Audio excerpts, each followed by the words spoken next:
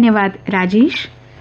तो श्रोताओं, इससे पहले कि समाचार हम आप तक पहुंचाएं, भारतीय सेना द्वारा किए जा रहे सामाजिक कार्यों के बारे में जानकारी दे दें। भारतीय सेना ने सीमांत क्षेत्रों मिलंदी खुई में स्थानीय लोगों के लिए कोविड-19 पर एक जागरूकता कैंप का आयोजन किया। क्षेत्र के सरकारी स्कूल में आयोजित इस कैंप में सेना के डॉक्टर ने कोविड से बचाव, लक्षण और वैक्सीन लगाने की महत्ता पर जोर दिया। सेना ने राजौली के खदान इलाके में भी एक मेडिकल कैंप का आयोजन किया। इसमें गांव चिकित्सा से संबंधित समस्याओं के बारे में चर्चा की गई और स्थानीय लोगों के साथ विश्वास बनाने और बढ़ाने पर भी चर्चा हुई। गांव वासियों को मेडिकल एड दी गई और कोविड-19, जॉन्डिस, मलेरिया, वायरल हेपेटाइटिस और एंट्रिक बुखार से बचाव के बारे में जागरूक किया गया। पूरे भारत की तरह पुंछ के जसरीन वाली गली में भी राष्ट्रीय एकता दिवस मनाया गया। भारतीय सेना ने वहां के हायर सेकेंडरी स्कूल में सरदार वल्लभ भाई पटेल की राष्ट्र की एकता में योगदान के बारे में लोगों को जागरूक किया। इस मौके पर एक वॉलीबॉल मैच का भी आयोजन किया गया और हिस्सा लेने वालों को पुरस्कार भी दिए गए। राष्ट्रीय एकता दिवस के सिलसिले में गढ़ी में भी एक आयोजन हुआ। स्थानीय लोगों ने सेना द्वारा इस आयोजन की सराहना की। अब चलते हैं मुख्य समाचारों की ओर। ग्लासगो में प्रधानमंत्री नरेंद्र मोदी ने COP26 सम्मेलन को किया संबोधित।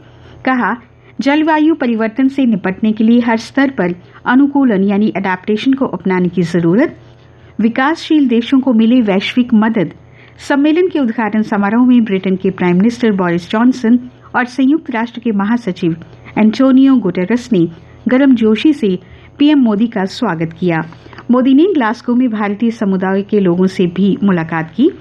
ब्रिटेन के शहर ग्लासगो में विश्व जलवायु परिवर्तन पर चल रही है बैठक COP26 और इसमें प्रधानमंत्री मोदी ने किया ऐलान, वर्ष 2070 तक भारत होगा नेट जीरो उत्सर्जन राष्ट्र।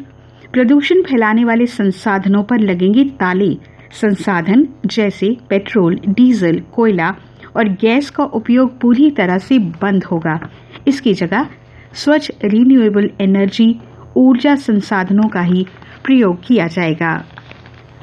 नेशनल टेस्टिंग एजेंसी ने कल रात मेडिकल दाखिले के लिए आयोजित नीट यूजी का परिणाम घोषित किया। 8,70,000 से ज्यादा छात्रों ने हासिल की पात्रता। नीट में टॉप किया जम्मू में गांधीनगर में रहने वाले तन्मय गुप्ता ने 720 अंकों में से 720 ही अंक लेकर पूरे देश में तन्मय ने टॉप किया और उन्होंने बताया कि स्कूल की पढ़ाई के दौरान अपनी कॉम्पिटिटिव टेस्ट की तैयारी के लिए 4-5 घंटे पढ़ाई की। उन्होंने अन्य बच्चों को सलाह दी कि छोटे छोटे लक्ष्य बनाएं और तैयारी में जुट जाएं। भारत के टीका प्रमाण पत्र को 5 और देशों ने दी मान्यता। दुनिया के करीब 35 देशों में अब यात्रा हो गई सुगम। एस्टोनिया, किर्गिस्तान, फिलिस्तीन राज्य, मॉरिशस और मंगोलिया ने भारत के टीकाकरण प्रमाण पत्र को मान्यता दी है।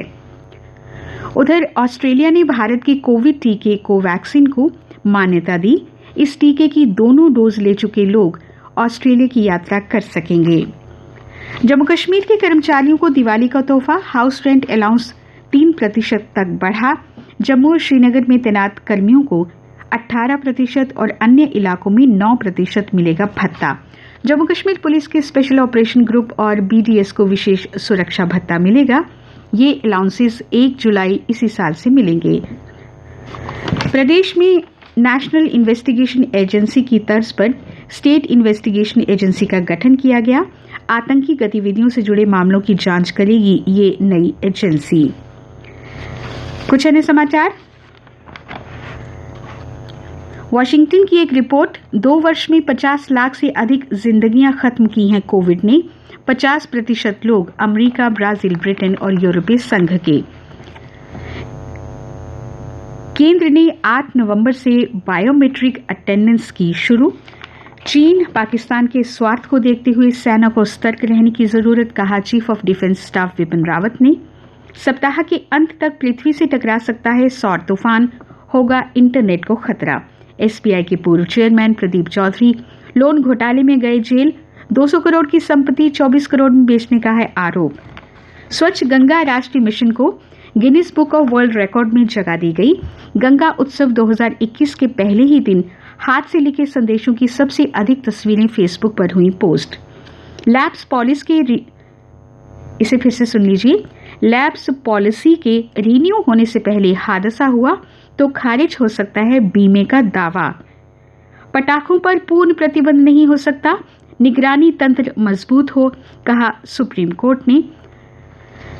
जम्मू के विजयपुर में कॉलोनियों की होगी जांच, जमीन खरीदने पर लगाई गई रोक। एलजी मनोज सिन्हा ने सुनी समस्याएं, डीसी को निर्देश।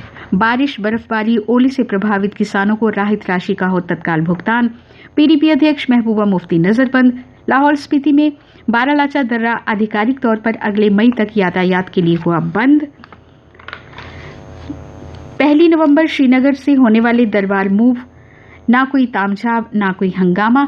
जम्मू में सेक्रेटरिएट का काम शुरू हुआ। श्रीनगर सेक्रेटरिएट में प्रशासनिक अधिकारी मौजूद रहेंगे।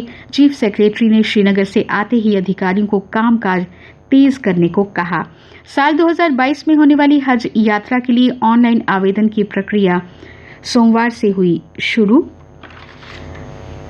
श्रीनगर से शारजा के लिए माल परिवहन के लिए प्राइवेट एयरलाइन कंपनी गो फर्स्ट और यूएई आधारित लुलु ग्रुप के बीच समझौता हुआ। इस सुविधा से प्रदेश के किसानों, उत्पादकों और कारीगरों को उपलब्ध होगा बड़ा बाजार। हफ्ते में 4 दिन होंगी उड़ानें। केंद्र सरकार की बढ़ी कमाई, दूसरी बार जीएसटी कलेक्शन रिकॉर्ड स्तर पर। आज है धनतेरस, सजे हैं शहर के बाजार।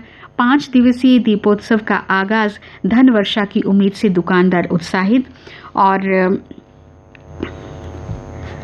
Chamber of commerce and industries Jammu ने लोगों को कहा ऑनलाइन ना करें खरीदारी। खेल समाचार। 2020 राष्ट्रीय खेल पुरस्कार विजेताओं को किया गया सम्मानित। केंद्रीय खेल मंत्री अनुराग ठाकुर ने प्रदान की ट्रॉफियां। पुरस्कार विजेताओं में महिला हॉकी टीम की कप्तान रानी रामपाल, स्टार पहलवान विनेश फोगाट और पैरालंपिक स्वर्ण पदक विजेता मरियन थंगावेलु शामिल। टोक्यो ओलंपिक्स की कांस्य पदक विजेता बॉक्सर लवलीना, क्रिकेटर ईशांत शर्मा, धाविका दूती चंद को भी पुरस्कार। जम्मू कश्मीर के कुलदीप हांडू ने मार्शल आर्ट वुशु में हासिल किया द्रोणाचार्य पुरस्कार। मौसम की बात करें तो समाचार पत्रों के अनुसार आज बादल छाए रहने का अनुमान है। तापमान कल का अधिकतम रहा 28 डिग्री सेल्सियस, न्यूनतम 17.9 डिग्री सेल्सियस। आज सूर्यास्त 5:38 पर और सूर्योदय कल होगा 6:54 पर।